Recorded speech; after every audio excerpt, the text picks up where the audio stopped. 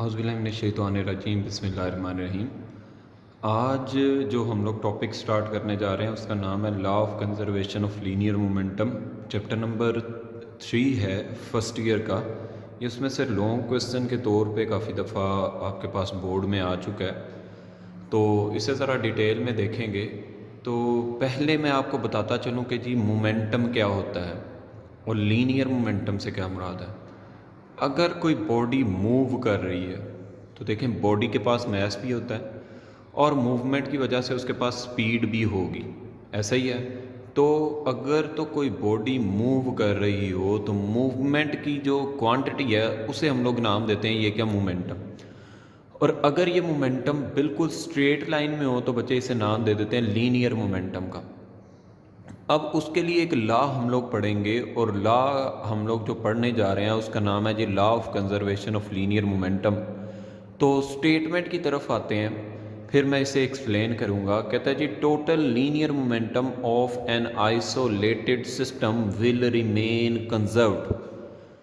कि अगर एक सिस्टम है और वो आइसोलेटेड सिस्टम हो तो उसका टोटल लीनियर मोमेंटम क्या रहता है, कांस्टेंट रहता है।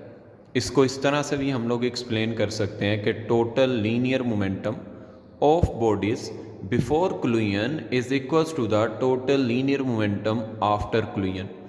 कि अगर आपके पास कुछ बॉडीज़ हैं उनका मोमेंटम टकराने से पहले और टकराने के बाद वो रिमेन क्या रहना चाहिए, कांस्टेंट। मैंने नीचे लिख दिया कि जी P किसके इक्वल है, कांस्टेंट के इक्वल है। अब नीचे मैंने इसकी एक इक्वेशन लिखी है, फिर मैं इसे पूरा एक्सप्लेन करता हूँ कि जी m1v1 plus m2v2 is equals to the m1v1 dash plus m2v2 dash. ये जो m1v1 और m2v2 है ये टोटल मोमेंटम है दो बॉडीज़ का बिफोर कोलिजन, और m1v1 dash plus m2v2 dash ये टू बॉडीज़ का आपके पास मोमेंटम है आफ्टर कोलिजन। अब मैं दोबारा स्टेटमेंट की तरफ चलता हूँ। तो स्टेटमेंट आपके पास थी जी total linear momentum of an isolated system will remain constant. तो सबसे पहले मैं बताता चलूँ कि जी सिस्टम्स क्या होते हैं। हर वो चीज़ जिस पर आप एक्सपेरिमेंट कर रहे होते हैं वो आपका सिस्टम होता है। आप अगर एक्सपेरिमेंट कर रहे हैं जी किसी बॉल के ऊपर तो वो बॉल आपका क्या होगा, सिस्टम होगा। अगर आप एक्सपेरिमेंट कर रहे हैं किसी फ़ैन के ऊपर तो वो फ़ैन आपका क्या होगा, सिस्टम होगा। अब मैं आता हूँ आइसोलेटेड सिस्टम्स पर कि जी आइसोलेटेड सिस्टम्स क्या होते हैं। तो आइसोलेटेड सिस्टम्स बच्चे ऐसे सिस्टम्स होते हैं जिन पर कोई भी एक्सटर्नल फोर्स एग्जर्ट ना की जाए। जैसे आपके पास गैस के मॉलिक्यूल्स हैं, वो किसी कंटेनर में कांस्टेंट प्रेशर पर कांस्टेंट टेम्परेचर पर मैंने बंद कर दिए, तो ये क्या जी, अब इस पर कोई एक्सटर्नल फोर्स नहीं लग रही, लेकिन मॉलिक्यूल्स इंटरनली क्या कर रहे हैं, कोलाइड कर रहे हैं। इंटरनल फोर्स लग सकती है लेकिन एक्सटर्नल फोर्स ना लगे। जैसे बिलियर्ड की बॉल्स हैं, मैंने इस पर फोर्स लगाई और फोर्स लगाने के बाद छोड़ दिया, ये क्या है जी, आइसोलेटेड सिस्टम। आप कहेंगे सर इस पर तो फोर्स लगाई है लेकिन मैंने बॉल्स को सिस्टम नहीं माना हुआ, मैंने उस पूरी जिसके ऊपर वो बॉल्स पड़ी ही हैं उसको मैंने सिस्टम माना हुआ। तो देखें जो बिलियर्ड आपके पास है उस पर तो फोर्स नहीं ना लग रही होती, तो ये क्या है जी, आइसोलेटेड सिस्टम्स। तो इसे एक्सप्लेन करते हैं। अब यहाँ तक आपको समझ लग गया होगा। कहता है जी आइसोलेटेड सिस्टम्स का ना सिर्फ आइसोलेटेड सिस्टम्स का ही मोमेंटम कांस्टेंट रहता है। ठीक हो गया, यानी कि ये लॉ की लिमिटेशन भी क्या होगी कि that this law is only applicable to the isolated systems. अब मैं ये आपको थोड़ा सा एक्सप्लेन करता हूँ। ये देखें जी, ये दो बॉल्स मैंने कंसीडर की हैं, एक का मैस है जी m1 और एक का मैस है m2। जो m1 वाला है उसकी वेलोसिटी मैंने इनिशियल वेलोसिटी लिखी है, वो किसके इक्वल है जी, v1 के। और m2 जो है उसकी मैंने फाइनल इनिशियल वेलोसिटी वो कितनी लिखी है, v2। ठीक हो गया।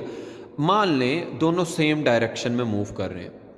कैसे मूव करें, सेम डायरेक्शन में और हॉरिजॉन्टली मूव कर रहे हैं, तो पहली तो बात इनका मोमेंटम कौन सा होगा, लीनियर मोमेंटम होगा। अगर v1 v2 से ज़्यादा हुआ, अगर v1 v2 से ज़्यादा हुआ तो बताएं दोनों बॉल्स आपस में कोलाइड कर जाएंगी, बिल्कुल कोलाइड करेंगी। ये देखें ये दोनों बॉल्स ने आपस में क्या किया है, कोलाइड किया। m1 वाली m2 वाली से क्या किया, कोलाइड। m1 वाली ने m2 पर जो फोर्स लगाई वो कितनी है, f। और m2 वाली ने भी m1 पर फोर्स लगाई, वो कितनी है जी, f dash. Both are equal but opposite in the direction. Third law applicable हो रहा है। अब जब टकराती हैं, टकराने के बाद ये दोनों एक दूसरे से दूर मूव करेंगी। ये देखें जी, ये दोनों एक दूसरे से फार अपार्ट हुई, ये आफ्टर कोलिजन आ गया। आफ्टर कोलिजन इनकी वेलोसिटीज़ में कुछ चेंज होगा। जो m1 की वेलोसिटी में चेंज होगा मैंने लिख दिया जी वो v1 डैश हो जाएगी, यानी कि उसकी फाइनल वेलोसिटी इनिशियल कितनी थी v1 और फाइनल कितनी होगी v1 डैश। और जो m2 है, जो मैस 2 है, उसकी फाइनल वेलोसिटी कितनी होगी जी v2 डैश के इक्वल होगी। क्लियर है यहाँ तक? अच्छा जी, अब देखें मैंने लिखा हुआ है कि जी आइसोलेटेड सिस्टम्स क्या होते हैं। तो systems on which no external agency exert force. नीचे मैंने एग्जांपल लिख दी कि molecules of gas enclose within container at constant temperature. बाहर से कोई फोर्स ना लगे, ठीक हो गया। और ये मॉलिक्यूल्स भी आपके पास वही हम लोगों ने कंसीडर किए हैं। अब ये जो मैंने फिगर बनाई थी उसे मैंने थोड़ा सा लफ्ज़ों में बयान कर दिया कि जी ये जो सिस्टम थे, कौन से सिस्टम था, आइसोलेटेड सिस्टम। एक्सटर्नली देख लें, किसी किस्म की कोई फोर्स एक्ट नहीं कर रही थी इनके ऊपर। कहता है जी consider an isolated systems of two smooth hard balls. याद रखिएगा बॉल्स कैसी होनी चाहिए, स्मूथ। क्यों? अगर ये स्मूथ बॉल्स ना हुई तो फ्रिक्शन की वजह से ना कुछ लॉस हो जाएगा और ये लॉ एप्लीकेबल नहीं होगा। ये लॉ आइडियल लॉ है और ये अप्लाई किस पर होगा? स्मूथ बॉल पर। और वो बॉल्स को आपस में टकराना चाहिए। मैंने लिखा है इंटरेक्टिंग। एक का मैस कितना है जी m1 और दूसरे वाली का मैस कितना है m2। Moving along the straight line path. दोनों किस में मूव कर रही हैं? स्ट्रेट लाइन पाथ में मूव कर रही हैं। क्यों? क्योंकि लीनियर मोमेंटम। क्लियर? और दोनों सेम डायरेक्शन में मूव कर रही हैं। एक की वेलोसिटी कितनी है जी v1 और दूसरे की वेलोसिटी कितनी है v2। मैंने लिखा हुआ है if v1 is greater than the v2। अगर v1 v2 से बड़ा हुआ then both the balls collide with each other. तो दोनों बॉल्स एक दूसरे से क्या कर देती हैं? कोलाइड। ये देखें, ठीक हो गया। और आफ्टर कोलिजन जो m1 है उसकी वेलोसिटी कितनी हो जाती है जी v1 डैश, और जो m2 है उसकी वेलोसिटी कितनी हो जाती है v2 डैश। अब मैं आता हूँ प्रूफ की तरफ। देखें ये आप लोगों ने इक्वेशन पढ़ी थी, ये आप लोगों ने इक्वेशन पढ़ी है इम्पल्स की। Force multiply by time is equal to the change in momentum mvf minus mvi के इक्वल। अब मैं इसे पहले मैथ्स 1 के लिए ये इक्वेशन ड्राइव करूंगा, फिर मैथ्स 2 के लिए। देखिएगा जरा, फॉर मैथ्स 1 ने कितनी फोर्स लगाई थी m2 के ऊपर? देखें जी कितनी फोर्स लगाई थी, तो उसने फोर्स लगाई थी F, तो मैंने लिख दिया F। ठीक हो गया। क्रॉस T है तो मैंने T लिख दिया। M कौन सी बॉल अभी कंसीडर किया मैंने? 1 वाली, तो M के साथ क्या डाल दूंगा? M1। VF M1 की फाइनल वेलोसिटी कितनी थी जी? ये देखें जी M1 की फाइनल वेलोसिटी कितनी थी? V1 dash. तो मैंने पुट कर दिया M1 की फाइनल वेलोसिटी कितनी है जी? V1 dash. माइनस अभी बात किसकी कर रहे हैं? फर्स्ट बॉल की। तो M1 उसकी इनिशियल वेलोसिटी कितनी थी? V1 थी। तो ये इक्वेशन बन गई, इसे मैंने इक्वेशन नंबर 2 का नाम दे दिया जी। यहां तक क्लियर है? आगे देखें। अब मैंने दूसरी बॉल कंसीडर की, कौन सी? M2। उसकी इनिशियल वेलोसिटी कितनी थी जी? V2। और उसकी फाइनल वेलोसिटी कितनी थी? V2 dash. ऐसे ही है। अब मैंने इक्वेशन में वैल्यू पुट की। M2 ने जो फोर्स लगाई थी ना M1 पर, बच्चे वो कौन सी थी जी? F dash. तो मैंने इसलिए F की जगह क्या पुट किया? F dash cross T। किसकी बात कर रहे हैं? M2 की। तो मास 2 की, तो M2 पुट कर दिया। उसकी फाइनल वेलोसिटी कितनी थी? V2 dash. माइनस किसकी बात कर रहे हैं? सेकंड बॉल की। मैस कितना है? M2। और उसकी इनिशियल वेलोसिटी कितनी है जी? V2। इसे इक्वेशन नंबर 3 का नाम दे दें। अब इन दोनों इक्वेशंस को मैं ऐड कर लेता हूँ। लेफ्ट हैंड साइड में ऐड होगी, राइट वाली राइट में ऐड होगी। ये देखें जी, F cross T plus F dash cross T is equal to the M1 V1 dash minus M1 V1 plus M2 V2 dash minus M2 V2। ठीक हो गया। दोनों में से कॉमन क्या आ जाएगा? T कॉमन आ जाएगा। अब देखें मैंने आपको शुरू में बता दिया था कि दोनों फोर्सेस इक्वल हैं, लेकिन डायरेक्शन क्या है? ऑपोजिट। तो थर्ड लॉ एप्लीकेबल हो रहा है। थर्ड लॉ क्या कहता था? कहता था जी action and direction are equal but opposite in the direction. मैंने लिख दिया कि जी F इक्वल है F डैश के, लेकिन साथ मैंने साइन लगाया माइनस का। माइनस का साथ मैंने साइन क्यों लगाया? क्योंकि डायरेक्शन क्या है? ऑपोजिट। यहाँ से MCQs भी है, आता है कि दोनों बॉल्स जो एक दूसरे पर फोर्स एक्सर्ट कर रही हैं उसके दरमियान एंगल क्या है? तो देखें जब भी ऑपोजिट होता है तो एंगल कितना होता है जी? 180 डिग्री। यानी कि दोनों फोर्सेस के दरमियान एंगल कितना आएगा? 180 डिग्री। T मैंने कॉमन ले लिया था, आगे सेम वही इक्वेशन लिख दी। M1 V1 dash minus M1 V1 plus M2 V2 dash minus M2 V2। जहां पर F है वहां पे मैंने क्या पुट कर दिया? Minus F dash. ठीक हो गया?